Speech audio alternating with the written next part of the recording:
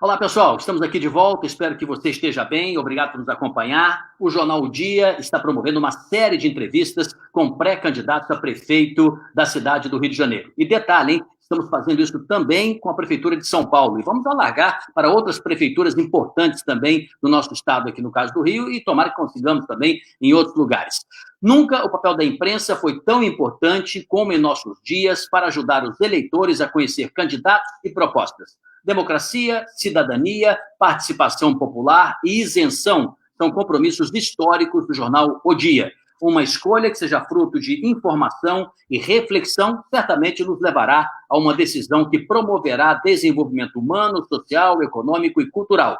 Tudo o que desejamos para a nossa cidade. Hoje conosco está o pré-candidato do PSL, Rodrigo Amorim, deputado estadual. Tudo bem, deputado? Como está?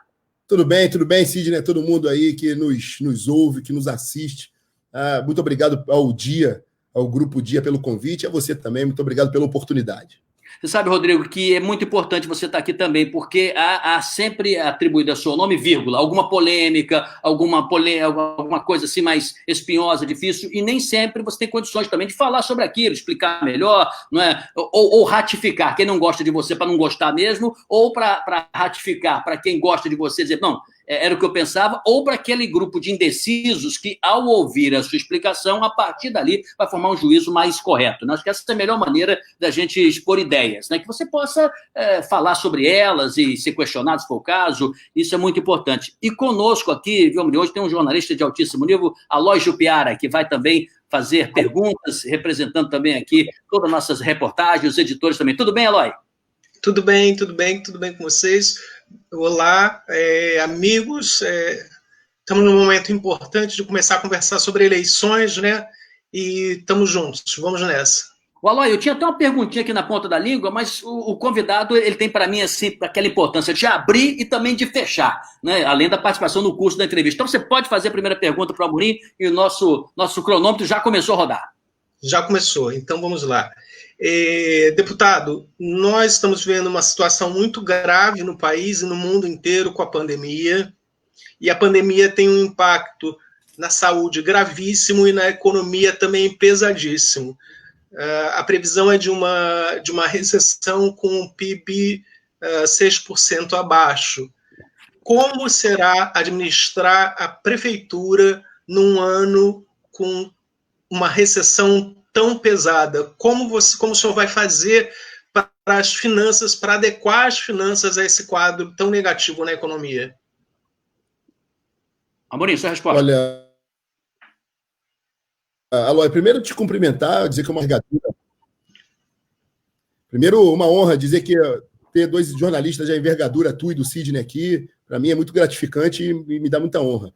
Na realidade, esse é um grande desafio de fato. A gente sabe que desde 2016, quando tive a oportunidade de ser candidato a vice-prefeito do Rio, ao lado do senador Flávio Bolsonaro, nós já enfrentávamos esse desafio do Rio de Janeiro com caixa combalido, com caixa quebrado. Agora, essa situação se agrava dessa grave crise histórica, nossa geração nunca viveu isso. O Rio de Janeiro com uma perda de arrecadação muito grande, paralisação dos setores produtivos. O que a gente precisa, na verdade, é gestão. O município do Rio de Janeiro tem uma capacidade de oxigenação financeira muito grande. O que a gente precisa é otimizar as formas do Rio de Janeiro arrecadar, modernizar essas formas de arrecadação, simplificar toda a sistemática de arrecadação, modernizar, desburocratizar, de modo que você desperte interesse no empreendedor em ter a cidade do Rio de Janeiro, além de todos os atrativos naturais da cidade, que a gente possa fazer com que o Rio de Janeiro se torne um ambiente mais propício a novos negócios, ao empreendedorismo, com menos burocracia e com mais liberdade para o empreendedor trabalhar, com mais liberdade econômica. Aliado a uma boa gestão de eficiência, eu tenho convicção que a gente consegue tirar o Rio de Janeiro da crise, mesmo tendo a consciência que entraremos em 2021 numa grave crise, devendo com cheque especial de alguns bilhões de reais em déficit. Mas é um desafio que é bem possível de ser realizado com austeridade, transparência e, sobretudo, com disciplina. Rodrigo, eu tenho certeza que a gente vai ter muita pergunta sobre a administração, e é muito bom que tenha mesmo, porque quem assumir essa responsabilidade a partir do ano que vem vai ter que gerir orçamento, vai ter que tomar decisões, e realmente esperamos que seja um gestor consciente e competente. Então, antes disso, deixa eu entender a sua cabeça política, né? Você sempre teve uma proximidade, uma amizade, até pessoal, talvez até por conta disso, com o governador Witzel. Eu me lembro que em várias ocasiões ele disse, olha, a política de segurança do governo do Estado eu aprovo totalmente, acho que é a melhor política que eu já vi por aí e tal, e você sempre fez esse elogio. Mas agora, quando começou o processo de impeachment, você votou a favor de iniciar o processo de impeachment. Você votou também no Bolsonaro, no candidato Bolsonaro, hoje presidente da República.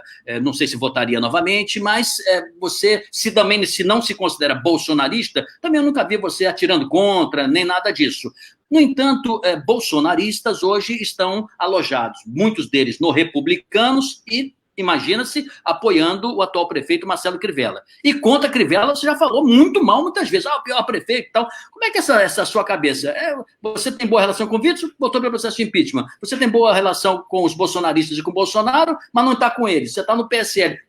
Desata esse nó para nós. Sidney, na verdade, 2018 ele é a resposta para a tua pergunta. Em 2018, nós demos a maior guinada política, a maior guinada histórica que o Brasil já viveu. Eu costumo dizer que de 30 em 30 anos, aproximadamente, o Brasil passa por uma grande transformação política e nós vivenciamos isso agora em 2018. Nós, baseados nesse ideário conservador, nós vencemos a eleição, a expressão nas urnas do desejo da população em romper com aquele sistema e dar uma guinada conservadora. Elegemos o Jair Bolsonaro presidente da República, que era o maior símbolo da expressão desse ideário conservador. Aqui no Rio de Janeiro tivemos uma vitória expressiva, elegendo, no caso do PSL, a maior bancada de deputados federais e estaduais. Elegemos também parlamentares de outros partidos, também nessa mesma lógica conservadora. Elegemos 2 senadores e o governador Wilson Witzel. De fato, eu tenho uma relação por conta das crianças, os meus filhos são amigos pessoais, desde a infância com os filhos do governador Wilson Witzel. Eu, sem dúvida nenhuma, contribuí, além de outros também deputados eleitos pelo PSL, nessa aproximação, porque havia naquele momento uma convergência de ideias e valores. Eu expresso o meu mandato com muita independência, Sidney, e mostrei isso ao longo desse 1 ano e meio. Por ocasião, por exemplo, das contas do governador Pezão, eu fui o presidente da comissão de orçamento, analisei essas contas e dei o parecer negativo, reprovando as contas do governador Pezão, por mais que isso pudesse causar alguma reverberação, alguma consequência nas contas do governo Wilson. Por via de consequência, você aprova a conta em cima de um parâmetro num ano, posteriormente, no ano seguinte, você poderá ter a mesma aplicação, a mesma lógica, a mesma inteligência na interpretação das contas do governador atual. Mas o fiz com profunda independência. Em outras oportunidades também, manifestei uma independência e, sobretudo, uma coerência com os valores e com as pautas que nos permitiram vencer em 2018. Além disso, eu sempre externei uma fidelidade ao meu eleitor. Eu fui o deputado mais votado do estado do Rio de Janeiro, o deputado mais votado da cidade do Rio de Janeiro. Foram 140.666 pessoas que confiaram em mim, distribuídas a metade na cidade do Rio de Janeiro e a metade pelo interior do estado. E eu tenho uma fidelidade às pautas que me elegeram e, sobretudo, àquele eleitor que confiou em mim.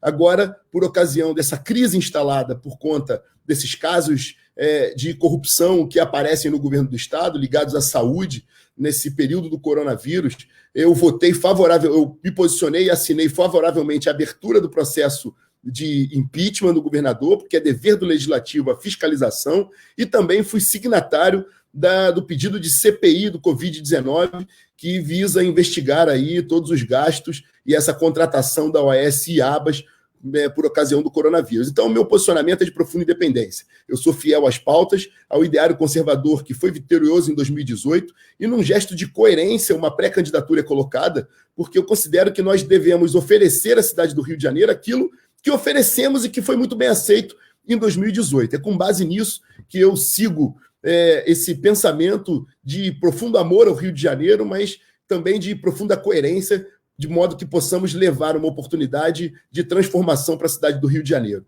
Fui eleitor do governador Wilson Witzel, fui eleitor do presidente Jair Bolsonaro, com base nesse ideário conservador que nos permitiu a vitória em 2018, e isso eu não abro mão. Já tem pergunta aqui sobre a placa que você rasgou e tal, aquela polêmica ação sua, que a gente vai conversar mais adiante para não deixar também em branco, né? Mas vamos para a pergunta do público, como é que a gente tem na fila aí? Prioridade, Daniel Santiago. Como o candidato pretende equilibrar ideologias naturais da política com decisões técnicas e baseadas em pesquisas e evidências na administração pública? E aí, deputado, como fazer isso? Ô, Daniel, uma grande pergunta sua. Na realidade, eu sou um dos deputados, e me orgulho muito disso, que mais promove o embate ideológico no plenário da Assembleia Legislativa. Aliás, a Assembleia Legislativa há muito tempo não vivia embates ideológicos, que eu considero salutares à democracia. É importante a divergência de opiniões e que essas opiniões possam ser debatidas dentro do plenário e confrontadas dentro do plenário. Agora, com um absoluto respeito. Eu, embora seja muito fiel a essas pautas e um defensor dessas pautas, e por muitas vezes tenha promovido e protagonizado o embate na Assembleia, eu sou um dos deputados que transita com muita facilidade em todos os grupos políticos, em todos os partidos, dialogo com todos os setores produtivos, com todos os setores ideológicos. É importante que a gente tenha uma proposta de governo, um plano de governo e uma atuação revestidas ali de um ideário ideológico, sim, um ideário conservador, no meu caso, que foi o vitorioso em 2018. Agora, sempre aberto ao debate e também com o aval técnico. Não se pode também pautar um governo simplesmente com um embate ideológico. É necessário que a gente tenha, sob o aspecto técnico, uma proteção, uma blindagem técnica, e que a gente possa, sim, ser fiel às nossas pautas, defender essas pautas, sempre com diálogo, respeitando a democracia, respeitando as instituições, e mais do que isso, algo que foi sempre muito importante na Prefeitura do Rio de Janeiro, que foi o bom trânsito entre as esferas de poder. Mais do que nunca, a crise do coronavírus nos faz um exemplo vivo de que é fundamental essa integração entre as esferas de poder, e para isso é necessário sempre estar aberto ao diálogo e respeitando as instituições democráticas, os partidos e todas as vertentes ideológicas. Teu áudio sumiu, Sidney. Opa, o meu sumiu, agora voltou. Vamos ver se o Aloy Jupiara está a postos aí também. Se tiver, já vai a sua segunda pergunta nessa participação, senão vamos para o público também. Aloy, sua pergunta. A minha segunda pergunta é sobre segurança na cidade do Rio de Janeiro e, de alguma maneira, segurança na região metropolitana. Um dos maiores temores da população no Rio de Janeiro é a questão da sua vida, da proteção da sua vida e dos seus queridos e dos seus vizinhos. E nós temos aqui o crime organizado de uma tal forma atuando que impede em muitas regiões que se viva em paz, que se viva sem medo, que se viva sem o receio de, no dia seguinte, estar morto ou ver alguém morto. E isso é principalmente forte nas áreas dominadas ou pelo tráfico ou pela milícia. A minha pergunta é: como a prefeitura, se o senhor for eleito, vai agir no combate às milícias? Aloy, você, na verdade, trata de um tema importante, que é a segurança pública, eu diria um dos temas mais importantes, assim como a recuperação financeira, os serviços públicos de qualidade. Eu tenho um projeto político baseado num tripé de ordem, que envolve a segurança pública, o combate veemente à corrupção. O outro pé desse tripé é a família, uma defesa incondicional dos valores da família, das instituições, com a prestação de serviços públicos de qualidade, que o cidadão que paga seu imposto merece ter de retorno. E o outro ponto, o progresso, baseado no desenvolvimento econômico, no emprego. O melhor programa social é o emprego, e, sem dúvida nenhuma, numa cidade que seja propícia ao empreendedor, com menos burocracia. Quando a gente fala de segurança pública, a gente está falando de uma pauta de convergência. Não é uma pauta ideológica, muito pelo contrário. É um anseio, um desejo da população e uma obrigação do poder público em entregar serviços de qualidade, saúde, educação e, sobretudo, uma cidade de paz, de tranquilidade. Uma cidade de paz, ela permite o desenvolvimento. A gente percebe com casos em concreto, por exemplo, quando o programa Segurança Presente chegou na Lagoa Rodrigo de Freitas por ocasião daquela catástrofe da morte daquele médico esfaqueado na Lagoa. Quando o programa chega àquele bairro, a gente percebe um crescimento no desenvolvimento econômico do entorno da Lagoa Rodrigo de Freitas, com maior turismo, com incremento do turismo, todos os quiosques voltando a funcionar, a vida noturna voltando a acontecer na Lagoa Rodrigo de Freitas, um lugar tão importante do Rio de Janeiro. Essa é a prova viva que segurança está diretamente atrelada ao desenvolvimento econômico.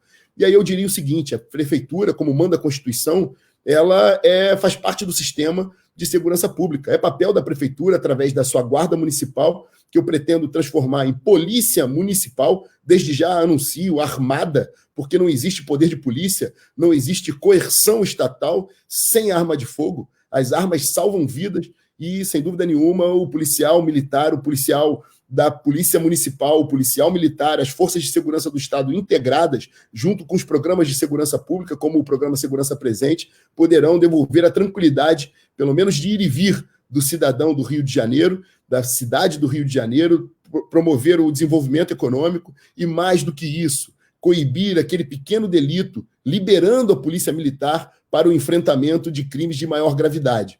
Uma das formas de enfrentar a milícia, assim como o narcotráfico, é a ocupação dos espaços públicos pelo poder público, pela polícia municipal, devolvendo a ordem urbana à cidade do Rio de Janeiro, regulando atividades que sempre tiveram ligadas, por exemplo, às milícias, como o transporte alternativo, que é fundamental. A gente vai falar disso mais adiante, mas é fundamental o transporte alternativo fora do comando das milícias.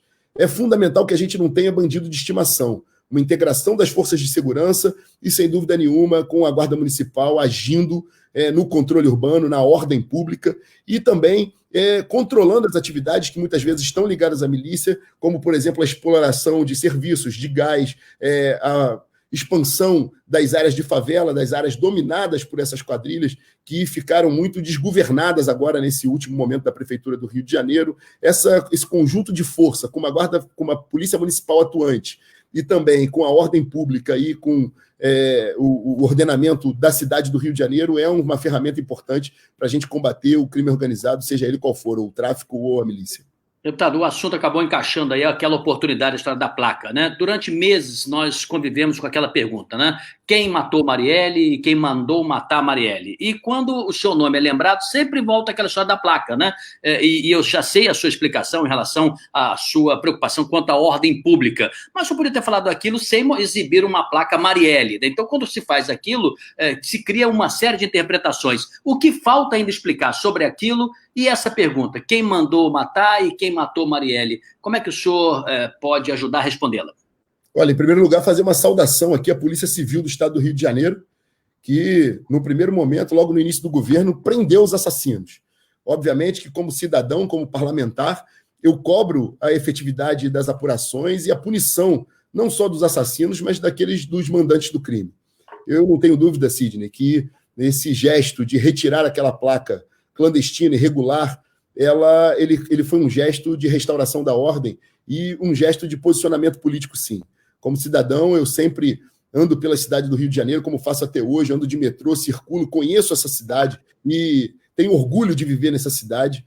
Eu sempre passei pela Cinelândia e ali a gente podia presenciar aquela placa colada, aquela placa irregular e ilegítima colada por cima da placa indicativa da Praça Floriano, um dos símbolos do turismo no Rio de Janeiro, um cartão postal do Rio de Janeiro, um dos pontos da nossa história. Ali temos prédios públicos de suma importância, como a própria Câmara Municipal, o Teatro Municipal, a biblioteca, enfim. Nós temos ali um ponto de turismo importante para o Rio de Janeiro. O que não pode, Sidney, é a esquerda, e aqui fica a minha crítica, sob o ponto de vista ideológico, se julgar detentora dos monopólios da virtude. O que eu quero dizer com isso é que a esquerda ou grupos de esquerda não podem, simplesmente por considerarem uma causa nobre ou supostamente nobre, eles transgredirem. O que eles fizeram foi uma transgressão. Eles colaram de forma ilegal, ilegítima, uma placa por cima do patrimônio do Rio de Janeiro, danificando o patrimônio público. E eu, ao lado do deputado federal Daniel Silveira, fomos ali e retiramos aquela placa, devolvendo, restaurando a ordem e servindo ali como um gesto de antagonismo a esse posicionamento da esquerda, o qual nós nos repudiamos. Eu quero dizer aqui de forma muito clara que não pretendemos fazer nenhuma afronta ali à imagem da vereadora Marielle Franco, tampouco do motorista Anderson, que esses próprios grupos de esquerda esquecem muitas vezes que esse brutal assassinato, que merece a investigação e a punição dos culpados, levou também ao óbito o motorista Anderson, e que a família do Anderson também merece, como a da vereadora Marielle Franco, as nossas condolências, mas também a nossa indignação e a nossa busca pela justiça. Não tenho dúvida disso, aquele gesto representou, antes de mais nada, a restauração da ordem e, sobretudo, um repúdio a esse comportamento da esquerda que é prejudicial à política e ao Rio de Janeiro. Vamos à pergunta do público, então, que é o que interessa. Essa sim que é a indagação do eleitor, do cidadão do Rio. Vamos lá, na tela. Murilo Braga. Deputado, vai valorizar os servidores de carreira ou fará como seus indicados na Fundação CEPERJ, exonerando praticamente todos os servidores de carreira que ocupavam cargos comissionados? Meu caro, a sua pergunta é um elogio para mim. Eu quero dizer de forma muito objetiva que eu fui o deputado mais votado desse estado. Tive uma campanha barata e está tudo claro, minhas contas foram aprovadas pelo TRE, eu não compro cabo eleitoral, eu não tenho que prometer emprego para absolutamente ninguém. Eu tenho uma base política e ideológica e, desde que assumi o meu mandato, a minha relação com o governo do Estado tem sido no sentido de cobrar a ocupação de espaços de cargos em comissão e espaços de poder por pessoas, em primeiro lugar, absolutamente competentes, pessoas técnicas e preparadas. Então, quando você me diz que aqueles que ocupavam cargos em comissão em governos anteriores, que a gente ainda vê isso no governo do Estado do Rio de Janeiro hoje, pessoas vinculadas a grupos políticos do passado, a governos anteriores, que ocupam cargos importantes em comissão, e eu sou um grande defensor e batalho diuturnamente para que o Estado do Rio de Janeiro exonere esses penduricalhos políticos e que os cargos em comissão possam ser ocupados por pessoas competentes e que trabalham. Então, é nesse sentido. Eu sou um defensor do princípio da eficiência. O princípio da eficiência é o último princípio constitucional. É o princípio que foi, através de uma emenda constitucional, incorporado ao artigo 37 da Constituição, que, dentre todos aqueles ditames da administração pública, de moralidade, transparência, colocou ali o princípio da eficiência. O governo tem que entregar, seja ele municipal, estadual ou federal, tem que entregar serviço público de qualidade àquele pagador de imposto que merece ter de volta ao seu imposto pago um serviço de qualidade. E com isso a gente não pode satanizar a atividade empresarial, não pode satanizar o servidor público que meritoriamente passou num concurso público, foi aprovado e serve a população do Rio de Janeiro. Eu sou um dos deputados mais atuantes nesse sentido, ganhei até o apelido muito carinhoso de padrinho dos concursos públicos por uma atuação muito forte nessa linha, mas também respeito os cargos em comissão, estão previstos na legislação, na Constituição Federal, mas devem ser ocupados não por apaniguados políticos, mas, sobretudo, por pessoas competentes e que possam efetivamente entregar o que o Rio de Janeiro precisa. Tem aqui gente criticando, gente elogiando. Bota na tela, que pergunta tem, de que lado tem. Olha, o Leonardo Valente, que está aqui na tela, ele diz: nunca fez nada no país além de quebrar uma placa em homenagem a uma vereadora. Tem uma outra pessoa, a Bárbara Leal, que já falou o oposto. Parabéns pelo trabalho, deputado. A família SEAP 2012, 2013 agradece. Como é que o senhor observa essas diferenças? Eu até pessoalmente vou me posicionar, embora não seja entrevistado, eu não vejo problema nenhum as pessoas se posicionarem contra, a favor, na minha opinião. Desde que seja uma relação civilizada, transparente, em cima da mesa, com clareza, sem ataque à integridade física, sem violência, sem nenhuma atitude criminosa. Eu não vejo problema nenhum ter até esse acirramento um pouco mais elevado, mais quente, né, que a política proporciona, que me parece que é um pouco o espírito da democracia também. Mas a sua visão qual é? Como é que o senhor recebe quando tem essa veemência de um lado, gente muito firme criticando, e do outro lado, gente que não critica? E aí a resposta do Valente, né, que foi quem mereceu a tela aí, né? O senhor nunca teria feito nada. Como é que é a sua atuação na LERJ? Olha, Sidney, essa crítica eu recebo com muita alegria, com muita satisfação. Eu fui um dos caras que trabalhou para que o Rio de Janeiro e que o Brasil tivessem essa guinada que a gente viveu, essa guinada da história. É importante a discussão, o embate ideológico. Então, a efervescência desse debate, eu estou absolutamente inserido nesse contexto, venci as eleições inserido nesse contexto. Aliás, nós vencemos a eleição. O conservadorismo venceu a eleição em 2018 e é justamente esse ideário conservador que a gente pretende levar para 2020. Eu vejo com muito bons olhos essa dicotomia, esse embate ideológico, evidentemente com respeito, mas me sinto muito honrado em as críticas que recebo serem nesse sentido. Eu repito aqui aquela velha máxima do presidente da República, Jair Bolsonaro: me chame de corrupto. Eu quero que me xinguem ou que me confrontem justamente nos temas, nas pautas ideológicas, que eu terei o maior prazer em debater, em apresentar o meu ponto de vista, a minha opinião, respeitarei a opinião divergente. Agora, é necessário que, fundamentalmente, a democracia seja fortalecida. No momento que as instituições estão sendo afrontadas, é fundamental que a gente faça esse exercício democrático de esse embate ideológico, que é muito salutar para o processo que a gente está vivendo de reconstrução do Rio de Janeiro, do Brasil, e é fundamental que a gente tenha cada vez mais políticos que estejam embasados, enraizados nas pautas que defendem, na fidelidade com seus eleitores, que é o que eu tento fazer permanentemente no meu mandato na Assembleia Legislativa. Ser absolutamente fiel às pautas e às bandeiras que me elegeram. Deputado, a propósito, Sarah Winter, né, que foi presa hoje, uma ativista, né, ela é uma dessas pessoas que une, além do que diz, também a ação, né, no sentido ali da base da pirâmide, na praça pública mesmo. Né? Como é que o senhor observa esses ataques ao Supremo, ou em geral, esse questionamento sobre a separação dos poderes? Qual é a sua avaliação pessoal? O que lhe incomoda, o que acha que não? Qual é a sua opinião sobre isso? Ou seja, está absolutamente inserido no contexto da pergunta anterior. De um lado, por mais que eu defenda e valorize esse embate, essa dicotomia ideológica que é fundamental, nos levou à vitória em 2018 e é fundamental para o fortalecimento da democracia, também é fundamental que a gente respeite a tripartição dos poderes amplamente difundida por Montesquieu. É fundamental que a gente preserve aqui, como conservador eu falo isso, o conservador deve preservar as instituições. O embate ideológico, as críticas são muito bem-vindas, são salutares ao processo. No entanto, é importante que a gente respeite os limites dessa crítica e não afronte as instituições. É fundamental que a gente respeite as instituições e também respeite os entes federativos.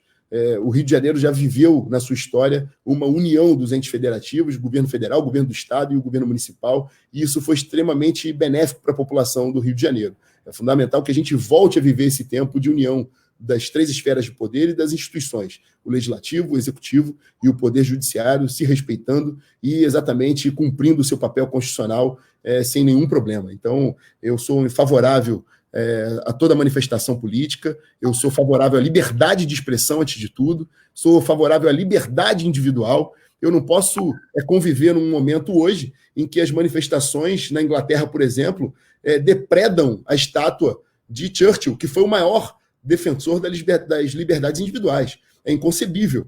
Então, é fundamental que a gente tenha cautela, discernimento, bom senso nesse momento para expressar a nossa ideologia, o nosso inconformismo, a nossa crítica, mas respeitando as instituições. Bom senso antes de tudo. A gente precisa agora de muita competência, a gente precisa de uma visão crítica, mas, sobretudo, de muita parcimônia e muito bom senso. Vamos, então, agora à pergunta que tem na tela, mais uma pergunta do público, Charlot Ferrinson. Deputado, fale sobre a cidade do Rio de Janeiro abandonada, botou aqui em caixa alta, né? Toda esburacada. Como é que o senhor resolveria esse problema que o desprefeito deixará de herança? Eu fico feliz aí de ver que essa expressão, não vou dizer que fui eu que cunhei essa expressão, mas é uma expressão que eu tenho utilizado muito, desprefeito. Fazendo uma alusão aqui ao desserviço que o atual prefeito tem feito à cidade do Rio de Janeiro. Infelizmente, o Sidney, eu constatei, inclusive nesse sábado agora, eu constatei ali, na madrugada do Rio de Janeiro, numa simples volta ali da Zona Sul, passando pelo centro da cidade, vindo até a Tijuca e avançando um pouco mais aqui para a região da Zona Norte do Rio de Janeiro, a região da Leopoldina, um profundo abandono. Eu nunca vi em 41 anos de idade, numa cidade que eu crio meus filhos, que eu pretendo criar meus netos, eu nunca vi em 41 anos de idade uma cidade tão abandonada. O Rio de Janeiro está entregue à sua própria sorte. Uma cidade escura, mal conservada, abandonada, repleta de moradores de rua, que é um problema social, mas que tem que ter um enfrentamento da prefeitura, uma política coerente, austera de enfrentamento a esse grande problema. E a gente está vendo uma cidade totalmente destruída. Uma cidade mal iluminada, esburacada, nenhuma conservação, nenhum asseio, nenhum amor ao Rio de Janeiro. Isso é fruto desses 4 anos de trevas que o Rio de Janeiro tem vivido. É inconcebível. E aí, mais uma vez, claro que nós somos defensores de uma pauta ideológica, sim, porém, aqui não fala o político, aqui não fala o pré-candidato a prefeito do Rio de Janeiro. Aqui fala um cidadão que mora aqui, que tem a sua família no Rio de Janeiro. Eu nasci nessa cidade, moro na Tijuca, sou um tijucano inveterado, amo essa cidade que eu vivo, a cidade que eu crio a minha família, e me causa muita dor no coração perceber que a gente está entregue à nossa própria sorte. O Rio de Janeiro está completamente abandonado. Eu faço um convite e agora nós vamos iniciar, Sidney, uma cruzada pelo Rio de Janeiro. Eu estive com o deputado Alexandre Knoploch recentemente, alguns dias atrás. Nós percorremos essa região que eu apontei e vamos fazer isso por todos os bairros da cidade do Rio de Janeiro. E aqui fica o meu convite a você que queira participar conosco dessa cruzada, identificando os problemas da cidade, indo onde ninguém vai. Em toda a pré-campanha ou na campanha política, é muito comum o candidato utilizar o Rio de Janeiro dos sonhos. Aliás, esse prefeito tem utilizado um Rio de Janeiro que não existe. É aquela velha lógica da internet que fala da expectativa e da realidade. A expectativa que se tem, inclusive com essas campanhas milionárias que a Prefeitura do Rio de Janeiro tem colocado no ar na grande imprensa, é um Rio de Janeiro que não existe. O Rio de Janeiro é outro. O Rio de Janeiro é o Rio de Janeiro do abandono, da degradação, do desrespeito ao ser humano. Eu quero ver o prefeito do Rio de Janeiro ou qualquer outro pré-candidato fazer o que nós faremos. Quero ver, fica aqui o meu desafio, que eles estejam, por exemplo, na região ali da Avenida Automóvel Clube. Eu quero que eles estejam na Pavuna, na fronteira com Chapadão. Eu quero que eles estejam ali na região da Zona Oeste. Eu quero que eles estejam, por exemplo, ao longo da Avenida Brasil, uma Avenida Brasil depreciada, abandonada e que não se presta a levar o cidadão do Rio de Janeiro a integrar as regiões da cidade. O Rio de Janeiro está abandonado, Sidney. O centro da cidade do Rio de Janeiro acabou. É morador de rua, é delito o tempo inteiro, é cidade esburacada, num asfalto que nunca foi tratado por essa atual gestão, uma cidade mal iluminada, sem poda. Então o Rio de Janeiro precisa realmente de um choque de ordem, de uma intervenção enérgica, e a gente possa efetivamente devolver essa cidade para o carioca, devolver a dignidade do carioca, devolver a autoestima do carioca, e sobretudo o Rio de Janeiro, que é uma cidade cosmopolita. O Rio de Janeiro é a porta de entrada do Brasil, é uma cidade mundial, é uma cidade que recebe todo mundo de braços abertos. A gente tem as nossas tradições, a nossa cultura e a nossa história afrontadas o tempo inteiro. Eu resumo que nós vivemos um Rio de Janeiro de trevas. Os últimos 4 anos foram 4 anos perdidos. Foi um período perdido para a nossa cidade. E eu quero dizer o seguinte, no amor ou na dor, o Rio de Janeiro precisa sofrer uma grande transformação. Deputado, normalmente as pessoas fazem perguntas e tal, tem perguntas variadas, mas não é sempre que a pessoa volta para fazer uma réplica, uma tréplica, né? Então eu vou ler uma série aqui, parece que tem gente que está contestando, o próprio Leonardo Valente, que há pouco o senhor respondeu, disse assim, aquela cena é vergonhosa para qualquer pessoa, imagina da placa, né, que tinha se referido, se construir sobre sangue de uma pessoa negra que veio das comunidades e que defendia os moradores. Segura um pouquinho, vamos para a próxima. Murilo Braga, o deputado não entendeu, falei dos servidores de carreira e os seus indicados exoneraram profissionais de mais de 30 anos de carreira, que, segundo o deputado, não são competentes. Um absurdo. Vamos ver se tem aqui uma outra contestação, mas não só essas duas por enquanto. Então, vamos dividir o assunto. O senhor, de alguma forma, se sentiu aproveitador, vamos dizer assim, daquela morte da Marielle, do Anderson também? Houve um preconceito racial da sua parte? E a segunda em relação às demissões. De forma nenhuma. Eu refuto com veemência qualquer prática de racismo, seja ele contra quem seja. Não existe isso. A gente tem que lutar por políticas de inclusão o tempo inteiro. Eu sou defensor de políticas de inclusão, sou absolutamente contra qualquer forma de preconceito, discriminação ou racismo. Não existe qualquer lógica no comportamento, sobretudo dessa discussão. O que esses grupelhos de esquerda tentam fazer o tempo inteiro é justamente isso que esse rapaz está tentando fazer agora, é dividir o Brasil. Nós somos um só povo. Eu li o absurdo, nessas manifestações agora recentes, por conta da meritória atitude do povo americano de se rebelar contra a morte daquele jovem negro assassinado pelo policial, enforcado pelo policial, morreu sufocado. Agora, eu vi absurdos como, por exemplo, refletidos aqui no Brasil, de que a miscigenação, que é algo que nós sempre valorizamos, o Rio de Janeiro, o Brasil sempre foi um povo aberto a todas as raças. A formação do povo brasileiro sempre foi uma formação heterogênea, aberta a todas as raças. E eu consegui ver o absurdo de pessoas brigando contra a miscigenação, dizendo que miscigenação é racismo. Isso é um absurdo que eu já ouvi. Nós precisamos combater toda forma de racismo, sem sombra de dúvida. Não há nenhum comportamento na minha trajetória, na minha vida, racista, de forma nenhuma.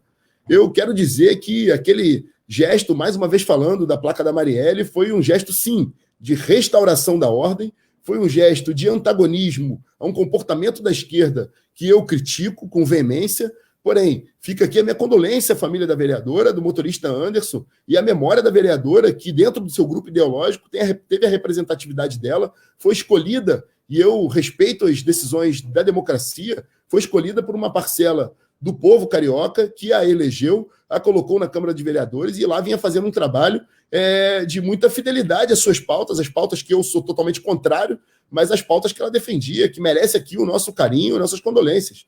Aquele meu gesto foi um gesto, mais uma vez dizendo, de restauração da ordem no Rio de Janeiro e de profundo antagonismo ao comportamento desses grupelhos de esquerda que tentam impor a sua lógica e se acham detentores do monopólio das virtudes. Porque sobre as demissões, deputado? Eu quero dizer que eu sou do Poder Legislativo, eu não tenho a menor influência e nem quero ter influência sobre o Poder Executivo, senão não poderia ter o comportamento de independência que eu tenho hoje. Então, eu não tenho nenhuma ingerência sobre o Poder Executivo e me parece um tanto quanto contraditórias as afirmativas que esse rapaz faz, porque ele se refere a demissões de concursados. Concursados, eles não podem ser demitidos, meu caro. Então, eu quero dizer que eu não tenho ingerência alguma em indicações políticas, ao contrário, não é a minha forma de fazer política, eu não venci as eleições com base nessa premissa de apaniguados políticos, e mais do que isso, eu defendo que os cargos em comissão no Estado do Rio de Janeiro, na Prefeitura do Rio de Janeiro, qualquer outra máquina pública, sejam ocupados por pessoas de competência e que tenham seu compromisso em servir a população do Rio de Janeiro, no caso do Estado do Rio de Janeiro, do município do Rio de Janeiro. E faço aqui um aplauso. A cidade do Rio de Janeiro, por exemplo, a nossa prefeitura tem servidores dedicados, competentes e um corpo de servidores extraordinário que devemos valorizar, devemos pagar em dia, pagar bem a esses servidores, para que possam serem cada vez mais estimulados a produzirem, porque fazem um grande trabalho, um grande serviço para a nossa cidade, e muitas vezes não são reconhecidos, como está acontecendo agora com essa administração, que, além de atrasar os salários, não valoriza a sua prata da casa, os seus servidores de carreira. Na tela, mais uma pergunta do público, aí vamos ver o que acontece. Edson Lima, por que os bombeiros têm somente 10% do efetivo no quadro de combatentes e o governo não repõe essa vacância? Na verdade, a gente está vivendo um grande problema. O Rio de Janeiro está inserido, a gente vem de uma crise financeira muito grave, todos aqui acompanharam. Só um segundo, mas no caso dos bombeiros aí é Estado, não é? Não, isso que eu estou dizendo, o Estado, uma pergunta do Estado do Rio de Janeiro. O Rio de Janeiro vive numa crise, vem de uma crise, todos nós acompanhamos ali os últimos momentos da gestão Pezão, por exemplo, salários atrasados, as nossas bravas forças de segurança sem receber seus salários, e a gente percebeu ali um problema muito sério. E o Rio de Janeiro entrou, o exercício anterior, o início do mandato do governador Wilson Witzel, num rombo financeiro muito grande. Eu fui presidente da Comissão de Orçamento da Assembleia Legislativa e pude acompanhar e tentar contribuir, apresentando um orçamento mais condizente com a realidade e esmiuçando ali os problemas, tentando buscar ferramentas de incremento de arrecadação. Fizemos um grande trabalho na Comissão de Orçamento, contribuímos para isso, diminuímos esse déficit. O fato é que o Rio de Janeiro hoje está inserido, com base na lei da recuperação financeira, o Rio de Janeiro está justamente inserido, e para estar inserido no programa de recuperação financeira tem que cumprir algumas exigências, como, por exemplo, não abrir novos postos, não ampliar a sua máquina, o seu corpo de servidores. É importante um estudo da vacância, e quando eu me referi ao fato de ter um mandato vocacionado ali para a questão dos concursos públicos, cada concurso é uma história. A gente precisa fazer uma análise atuarial, o impacto previdenciário, o impacto financeiro. A gente tenta solucionar esses problemas de custeio com a própria Assembleia Legislativa. O presidente da Assembleia Legislativa tem sido muito bacana nesse sentido, os deputados também. A gente, por exemplo, propiciou o chamamento de servidores da Segurança Pública, da Polícia Civil, da Polícia Militar no ano passado, pretende fazer isso esse ano ainda. Agora, um estudo permanente de vacâncias, eu estou observando de olhos bem atentos, de lupa, essa questão do concurso da Segurança Pública, do SEAP, o pessoal que está se manifestando aí, Polícia Militar, Polícia Civil. Vamos chamar agora, até o final do ano, um compromisso do meu mandato, colocar mais 300 homens da Polícia Militar, no curso de homens e mulheres, no curso de formação, agora no próximo mês, e até o final do ano, botar mais uma outra turma, de modo que a gente possa fechar aí os 800 policiais na rua. Então, é um trabalho que a gente precisa fazer, valorizar aqueles que fizeram, que dedicaram a sua vida, a sua família, outros empregos ao concurso público. E no caso especial do Corpo de Bombeiros, eu já estou promovendo as diligências necessárias para que a gente possa ter êxito e aí essa carreira que é uma carreira tão valorizada pelo Rio de Janeiro, tão aplaudida, de heróis, e demonstraram isso, e estão demonstrando agora na pandemia, por exemplo, precisa ser sempre valorizado. Então tenham aqui o meu respeito, a minha consideração e meu trabalho sempre vocacionado para que a gente possa ampliar os quadros e botar valorosos homens e mulheres para dentro do Corpo de Bombeiros do Estado do Rio de Janeiro. Deputado Rodrigo Amorim, mais uma pergunta na tela, acho que essa aí vai ter a ver com o município, tem mesmo guarda municipal. Pergunta o Luciano Melo, e o plano de carreira da guarda? O senhor vai dar continuidade? Ele está travado. Luciano, na verdade, é uma profunda transformação na Guarda Municipal. A Guarda Municipal é composta de bravos homens e mulheres que cumprem a sua missão nas ruas do Rio de Janeiro, uma missão de suma importância. Como eu disse anteriormente, a Guarda Municipal ela faz parte do Sistema Nacional de Segurança Pública, está previsto na Constituição Federal, e a Guarda Municipal, antes de mais nada, tem que ter revisto o seu plano de carreira, de progressão na carreira. Os guardas municipais do Rio de Janeiro têm que ser bem remunerados, têm que ter uma carreira que os permita progredir na sua carreira, e mais do que isso, eu tenho um plano um tanto quanto ousado, mas de transformarmos a Guarda Municipal do município do Rio de Janeiro em polícia municipal, com poder de coerção, com poder de polícia e, sobretudo, com arma de fogo. Pretendemos criar ali grupos especiais, trazer essa temática para dentro da estrutura da Prefeitura do Rio de Janeiro, vinculado ali à estrutura central de poder, de comando na Prefeitura do Rio de Janeiro, utilizar tudo que a gente tem de inteligência, de tecnologia, para que a Guarda Municipal, a Polícia Municipal, possa executar o seu trabalho nas ruas, combatendo o crime de menor potencial ofensivo, promovendo o ordenamento da cidade e, de forma integrada com as demais forças de segurança, sobretudo da Polícia Militar do Estado do Rio de Janeiro, liberar esse policiamento com inteligência para que a Polícia Militar possa enfrentar outras modalidades de criminalidade e que a gente possa ter um Rio de Janeiro seguro, que as ruas do Rio de Janeiro possam estar seguras. Eu diria que nós podemos firmar aqui um compromisso de, por exemplo, zerar o cometimento de incidência criminal nas áreas turísticas, por exemplo. Eu estive agora na orla da Zona Sul do Rio de Janeiro, em Copacabana, junto com o deputado Pinoploc, nós presenciamos ali o cometimento de crime, 2 estrangeiros cometendo crime, deram uma pedrada na cabeça de um senhor, morador de Copacabana, e nós conseguimos neutralizá-lo, entregar à Polícia Militar e ali impedir aquele cometimento de crime, o que é muito comum na orla do Rio de Janeiro. A gente precisa ter um ambiente propício, principalmente nesse momento em que precisamos desenvolver a economia da cidade, devolver o turismo, a importância que ele sempre teve no Rio de Janeiro, de ser ali uma grande matriz de desenvolvimento econômico, e só se tem turismo com um ambiente propício, com uma cidade segura. A Guarda Municipal, transformada em Polícia Municipal e Armada, poderá sim zerar, num curto espaço de tempo, a incidência criminal nas áreas turísticas do Rio de Janeiro. Esse é um compromisso que eu faço com o cidadão carioca. Deputado, vamos à pergunta do Aloy Jupiara. Está um tempinho aí que ele não participa, ele está curioso para saber o que ele vai perguntar. Diga lá, Aloy. Deputado, o senhor falou com relação à questão racial, que o senhor não tem preconceitos. Não admito preconceito, não admito racismo. Oi? Não admito preconceito, não admito racismo. Sou absolutamente intolerante com racismo.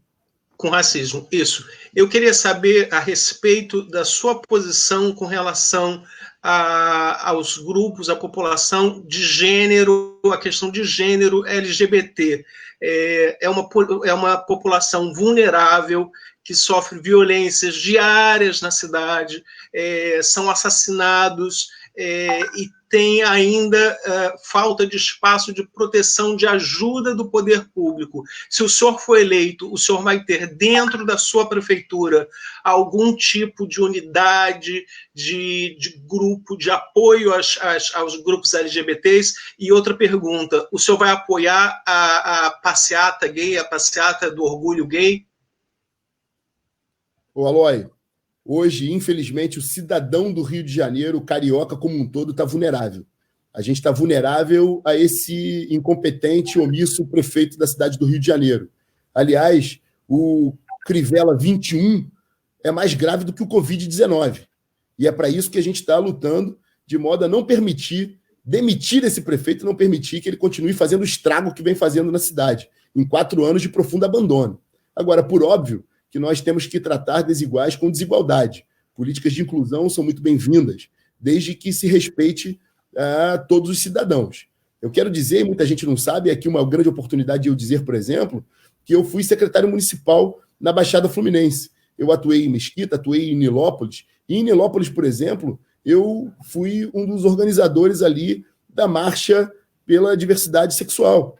Eu promovi esse evento junto com os grupos da sociedade civil nilopolitana, porque é fundamental a livre expressão, em primeiro lugar. A gente vive num país, numa cidade democrática, num Estado democrático de direito, e é fundamental que a gente respeite todas as manifestações, desde que aconteçam de forma ordeira e pacífica. Então, o Rio de Janeiro tem que ser ocupado pela população de bem. Então, independente de quem, da opção, da orientação sexual, seja lá qual for, aliás, eu digo aqui que a orientação sexual, a opção por sua sexualidade, ela é exclusiva do indivíduo. O Estado, a Prefeitura do Rio de Janeiro, não tem nenhuma relação com o que o indivíduo faz sexualmente. Ele tem direito de fazer e desenvolver a sua sexualidade como bem entender. Isso não é papel nosso. O nosso papel é garantir uma cidade de ordem, uma cidade de urbanidade, em que sua vida e sua incolumidade física sejam preservadas. O que a gente não pode admitir é o que aconteceu, por exemplo, em São Paulo, na Avenida Paulista, em que 2 homossexuais transitavam e um deles foi agredido com uma lâmpada fluorescente. A gente não pode permitir que o Rio de Janeiro seja palco para esse tipo de barbárie. O Estado, a cidade do Rio de Janeiro, não tem que se meter na liberdade sexual do indivíduo. Nós temos que propiciar um ambiente livre para as manifestações, desde que ocorram de forma ordeira, organizada e de forma pacífica.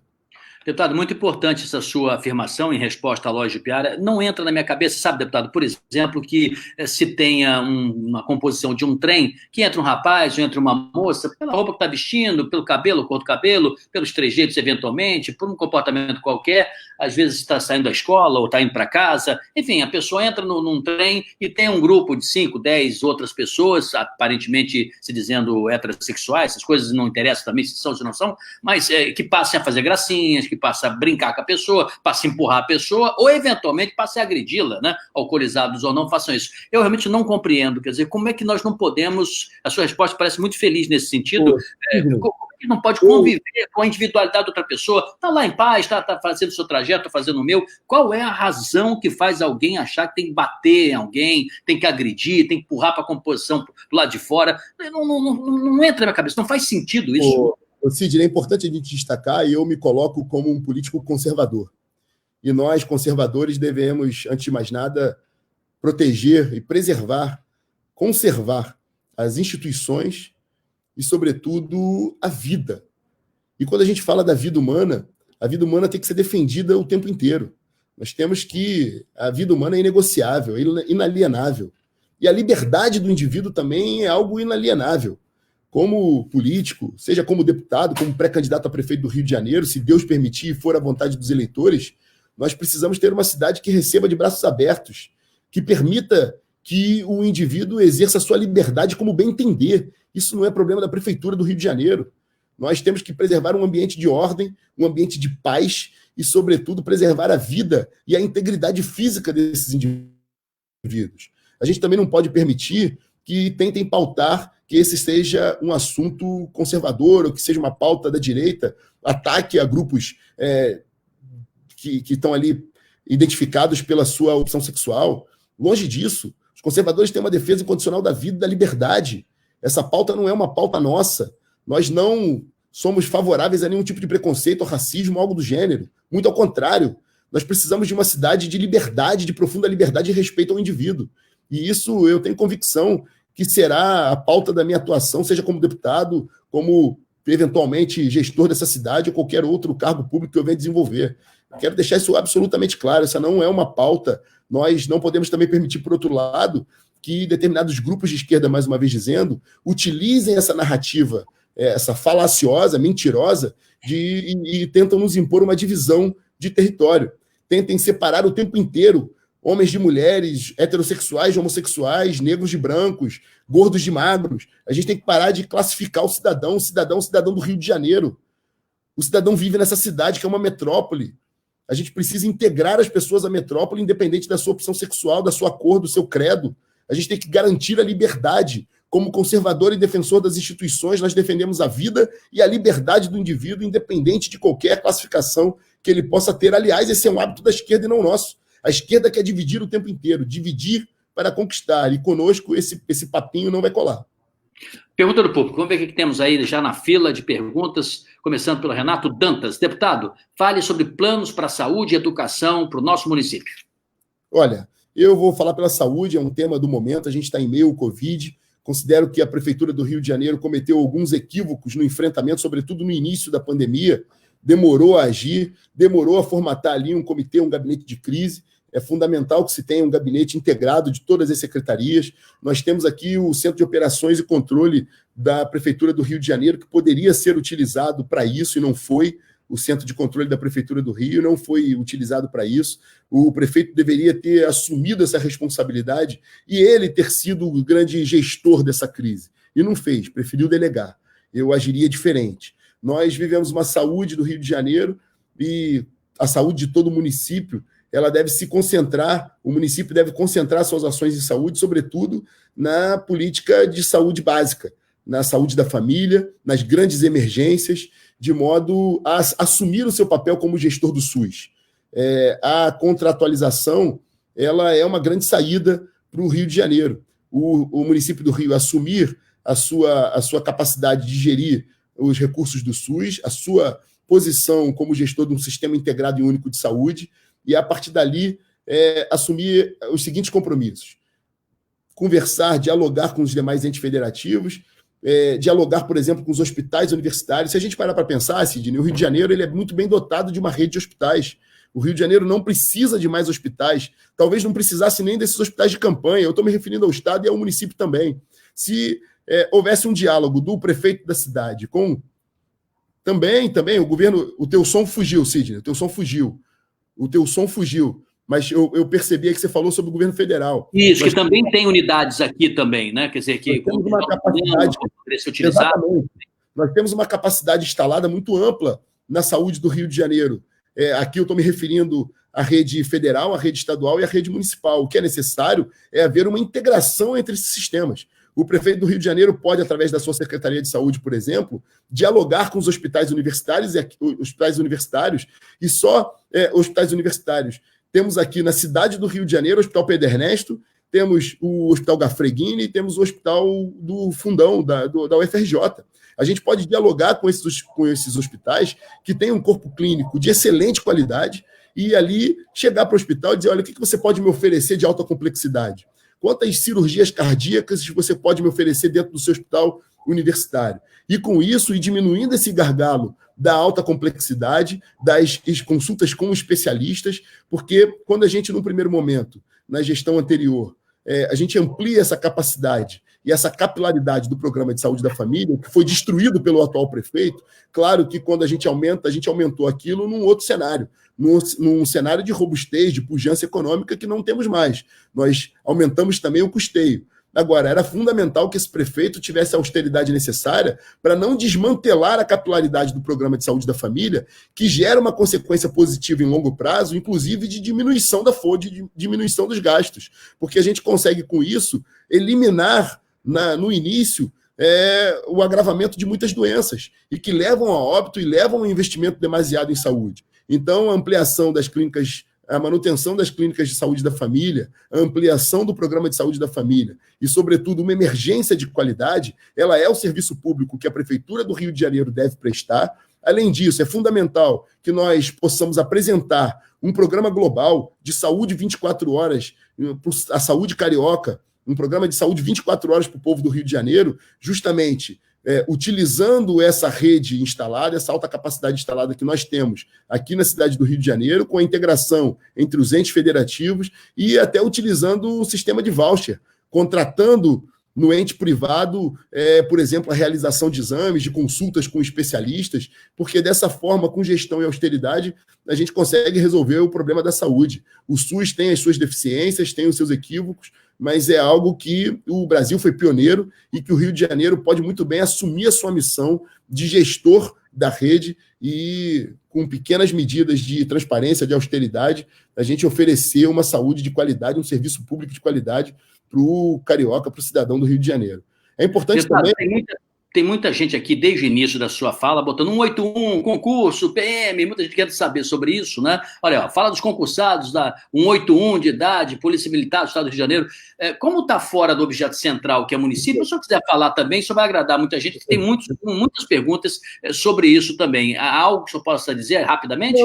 Eu já tenho dedicado o meu mandato a isso, tenho dialogado permanentemente com essas comissões dos concursos públicos e quero aqui só referendar o meu compromisso. Eu tenho trabalhado agora para a gente convocar os concursos do CEAP, que estão em aberto, os 3 concursos, diga-se de passagem, também a questão da Polícia Militar do Estado do Rio de Janeiro, concurso aberto de 2014, que eu pretendo que a gente chame, é um compromisso meu, que a gente zere esse concurso, chame as pessoas até o final do ano, e mais do que isso, que a gente possa também avançar na questão da prova de história, que foi uma trama aí, Sidney, que aconteceu, a prova de história, perguntaram ali sobre a Batalha de Genipapo. Enfim, é uma pegadinha que colocaram nessa prova, que prejudicou muitos candidatos, a gente precisa rever isso, já está sendo tratado no âmbito da Justiça também, mas nós pretendemos fazer agora uma audiência pública junto com a Comissão de Serviço do Servidor Público da Assembleia Legislativa, além de outros concursos, como do Corpo de Bombeiros e de outras áreas também que a gente pretende avançar. Cada concurso público é um concurso público diferente, com uma história, com características diferentes, mas eu tenho empenhado o meu mandato para que a gente possa avançar. Já tivemos algumas realizações, alguns sucessos, e a gente pretende ter outros aí muito brevemente. Contem com o meu apoio, e eu sou um entusiasta do concurso público, e se chegar na Prefeitura do Rio de Janeiro, o servidor público vai ser valorizado como merece ser. Deputado, o tempo passa rápido, né? Passa muito rápido. Temos um tempinho muito curtinho ainda, infelizmente, porque a conversa está muito, muito boa. Mas vamos à pergunta do Aloy Jupiara. Tem impressão que essa vai ser a última do Jupiara. Tem impressão. Diga, Aloy. Oi. Deputado, eu vou voltar ao início da nossa conversa sobre a questão financeira e a gestão do Rio de Janeiro no primeiro ano, no ano ainda de pandemia. O senhor falou em arrecadação, em aumento de arrecadação, se eu não me engano, eu entendi pelo menos assim. Eu queria saber a respeito de IPTU e se o senhor tem um compromisso de não aumentar o IPTU ou rever o IPTU como ele foi aumentado no último governo. Tenho o compromisso de rever o IPTU, considero que foi muito mal feito essa tentativa desse atual prefeito em promover o incremento de arrecadação da forma que fez. Foi uma forma desigual, covarde. É necessário que a gente reveja isso sim, mas eu sou um quanto mais defensor à diminuição da carga tributária dos impostos. A gente pode aumentar a arrecadação com eficiência, tendo ali uma apuração da dívida com mais eficiência, uma cobrança da dívida ativa com mais eficiência e também com mais austeridade na política de fiscalização. Eu sou defensor da utilização de tecnologia na fiscalização tributária. É importante que nós possamos ter um sistema de compliance de modo a evitar fraude, de evitar corrupção, e isso a gente pode fazer e implementar imediatamente, e eu tenho convicção que com essas ferramentas de tecnologia, com transparência e com muito mais eficiência, nós não precisamos mexer em imposto para aumentar a arrecadação. Se aumenta imposto com arrecadação, se aumenta a arrecadação com tecnologia, com transparência e com competência. Não precisa mexer em imposto para aumentar a arrecadação. O Rio de Janeiro tem uma oxigenação financeira muito grande. A gente consegue salvar essa cidade simplesmente com austeridade, diminuindo os gastos desnecessários e, sobretudo, estancando ali os ralos da corrupção. Muito bem, deputado, estamos chegando ao final já da nossa conversa aí, viu? Agradecendo, viu, Aloy, suas perguntas. Se você puder amanhã de novo estar conosco aqui, Aloy, vai ser um grande prazer, né? Foi muito bacana participar com você aqui desse bate-papo. Deputado, as suas considerações finais, então, o que vai estar em jogo nessa eleição, na sua opinião? O que vai ser o tema preponderante? Questões nacionais, mais local, essa parte financeira que o Aloy citou, a pandemia, o que o senhor acha que vai nortear essa eleição, seja ela em outubro ou se ela for mudada, né, novembro ou dezembro? Qual é a sua avaliação e a sua resposta final? O norte do Rio de Janeiro é demitir esse prefeito que eu considero o pior prefeito da nossa história. É mudar essa cidade no amor ou na dor. Nós precisamos mudar os rumos do Rio de Janeiro. O Rio de Janeiro precisa mudar, precisa valorizar a autoestima do cidadão carioca, fazer essa cidade sorrir novamente, botar essa cidade nos trilhos do desenvolvimento, na rota do desenvolvimento, recuperando esses 4 anos perdidos do Rio de Janeiro. Nós teremos um grande desafio, que é demitir o atual prefeito. E, por outro lado, impedir que a esquerda, com as suas ideias repugnantes, que foram derrotados em 2018, façam do Rio de Janeiro a sua última morada. eu gostaria, nesse curto espaço de tempo, em abordar de forma muito sintética temas de suma importância. Segurança pública com uma guarda municipal armada e eficiente, compondo ali a sua missão constitucional, que é atuar na segurança pública. O município exerceu o seu papel de atuar na segurança pública. A gente precisa enfrentar 3 grandes problemas da educação no Rio de Janeiro, no município do Rio de Janeiro. Primeiro, a creche. A gente tem um déficit de creche muito grande. Temos mais de 35 mil pessoas, cidadãos do Rio de Janeiro, esperando por uma vaga na creche e precisamos resolver esse problema, essa questão. Talvez com os núcleos de desenvolvimento integrado, com os núcleos de desenvolvimento infantil. Nós precisamos melhorar a qualidade do ensino. Não é possível que um aluno da rede municipal não consiga realizar operações básicas de matemática, não consiga interpretar texto. Nós precisamos de uma educação emancipadora que prepare o jovem para o mercado de trabalho e que não fique com esse mimimi ideológico dentro de sala de aula, com essa profunda doutrinação que nós presenciamos hoje. Uma educação de qualidade, valorizando o profissional, o servidor público, o professor de carreira. E precisamos também diminuir a evasão. A maioria do cometimento de crimes, mais de 70% do cometimento de crimes de 18 a 20 anos de idade são daqueles indivíduos que estiveram fora da escola. A gente precisa criar mecanismos de ensino integral que ocupe o tempo e que faça com que a gente diminui ou zere a evasão escolar. A gente tem um trânsito caótico no Rio de Janeiro, com as vias esburacadas, sem nenhuma engenharia de trânsito e num sistema de transporte deficiente. O nosso modelo de BRT ele foi precário, foi mal feito. Era necessário, naquele momento, que nós investíssemos a quantidade de dinheiro que investimos dentro de uma política de transporte de massa sobre trilhos. Agora, já que não foi possível, é fundamental que se tenha independência e que não se tenha o rabo preso com empresas de ônibus. Eu, por exemplo, como deputado, recebemos uma mensagem do Poder Executivo no sentido de criar incentivos fiscais para empresas de ônibus. E eu votei contrário, eu votei não. Eu não vou admitir incentivos para um segmento tão lucrativo que é a empresa de ônibus. Ela precisa prestar um serviço de qualidade. A gente precisa irrigar os ramais do BRT, por exemplo, para que aquele indivíduo, aquele cidadão que mora lá em Santa Cruz, que mora em Paciência, ele precisa ter transporte para chegar até o ramal do BRT. É necessário que a gente faça uma mescla do transporte que já existe hoje, com uma fiscalização e com independência, mas, sobretudo, com uma integração com o sistema de transporte alternativo. A gente precisa coibir a favelização na cidade do Rio de Janeiro, não é a de hoje, é algo que se arrasta há muito tempo, mas tratar a favela como, por exemplo, aconteceu com o Favela Bairro. Nós precisamos botar uma política de urbanização, levar serviços de qualidade para dentro das favelas, reconhecer a favela como um território do espaço da cidade do Rio de Janeiro, como bairros do Rio de Janeiro. Através desse processo de urbanização e restauração da ordem, a gente consegue coibir o crescimento desordenado que foi avassalador agora nessa última gestão do município do Rio de Janeiro. Uma saúde integrada com os entes federativos, com eficiência, e o município assumindo a sua vocação, que é de oferecer ali um serviço de qualidade na atenção primária e nas grandes emergências, interagindo com a rede que já é uma rede ampla e instalada na nossa cidade. E, sem dúvida nenhuma, criar, para finalizar, Sidney, um ambiente de fomento à economia, de fomento ao empreendedorismo e à nossa vocação natural, que é o turismo. O Rio de Janeiro pode ser grande de novo. Para isso, é preciso austeridade, independência e, sobretudo, amor a essa cidade. É o que a gente definitivamente não está vendo hoje. O Rio de Janeiro precisa de ordem, seja no amor ou na dor. E a gente pode resolver esse problema. Tá certo. Alô, a gente é a favor também da liberdade individual, mas o deputado não pode também 2, 3 minutos para frente. Isso também não pode, né? Também não pode. Também daqui a pouco eu quero liberdade individual, quero os meus. Abuso da liberdade individual.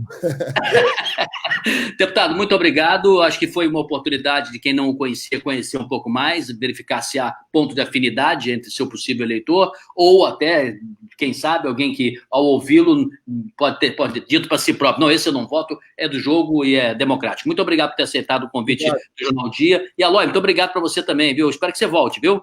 Volto sim, Sidney. Obrigado. Obrigado, deputado. Olha, uma honra estar com vocês. Obrigado pela oportunidade. Um forte abraço. Forte abraço. Obrigado. Tchau, pessoal. Até a próxima. nosso próximo entrevistado será o Jerominho, pelo PMB. Estamos dando aí esse aspecto de abertura, né, completa para todos os pré-candidatos nessa primeira fase. E depois, já com as convenções, não é, o próprio deputado Amorim, se aceitar novamente, retornará, aí já como candidato. Agora a legislação não permite, ele é só pré-candidato. Tchau, pessoal, até a próxima. Eventualmente numa chapa puro sangue, tá? Eventualmente numa chapa puro sangue. Tô vendo. A gente vai noticiar na coluna. Tudo de bom. Grande abraço.